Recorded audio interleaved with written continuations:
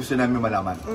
Kasi sinara nila eh. So sabi ko, anyway, kumuha kami ng search warrant. But it's nasa amin na po.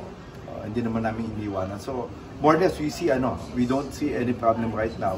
Tuloy-tuloy, except mamaya, we'll be monitoring yung accounting after ng election by 7 o'clock.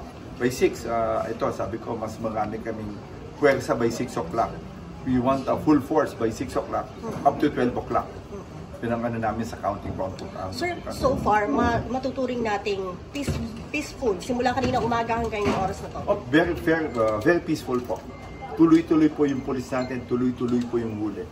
Sabi ko nga, lahat na manggugulat, tinatanggal namin. And we want arrest. Hindi pwedeng I want arrest, more arrest.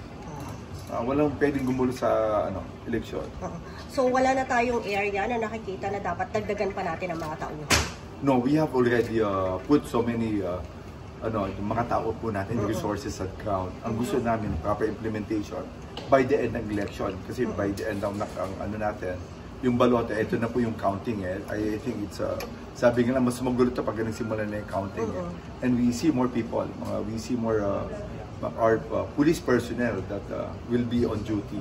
Yan po yun sa atin.